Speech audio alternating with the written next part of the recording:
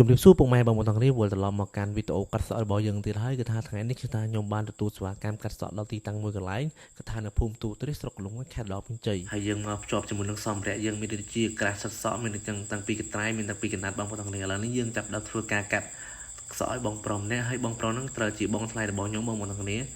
ហើយនេះគឺជាសកម្មភាពពេលដែលយើងកំពុងរៀបចំកាត់ហើយបងប្អូនទាំងគ្នាការពិតទៅខ្ញុំត្រូវបញ្ចូលសលេងតាំងពីថ្ងៃប៉ុន្តែដោយសារថ្ងៃមិញខ្ញុំចូលរវល់អញ្ចឹងណាឥឡូវទៅបានមកបញ្ចូលសំឡេងហើយសម្ភារៈកាត់សក់យើងគឺថាមានតែប៉ុណ្្នឹងឯងបងប្អូនទាំងគ្នាឥ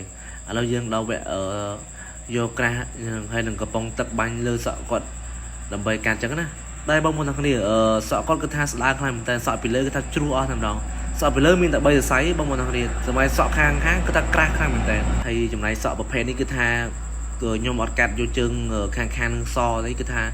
បែបទុកចង់ទុកសក់ឲ្យគាត់ឲ្យឃើញសក់ស្អាតអញ្ចឹងណាបើថាយើងកាត់យកជើងសទីគឺថាលេងស្អាតលេងសមតែម្ដងបងប្អូនទាំងគ្នាអញ្ចឹងយើងយកម៉ូទ័រយើងស៊ីថ្នម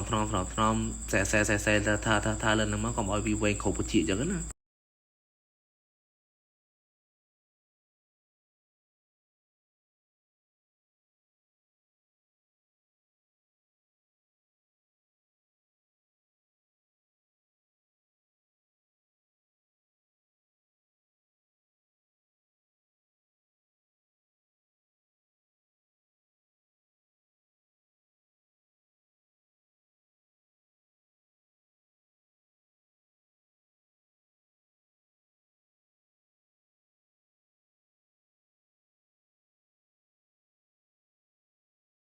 ការពិតទៅការរៀនជំនាញកាត់សក់នេះគឺថា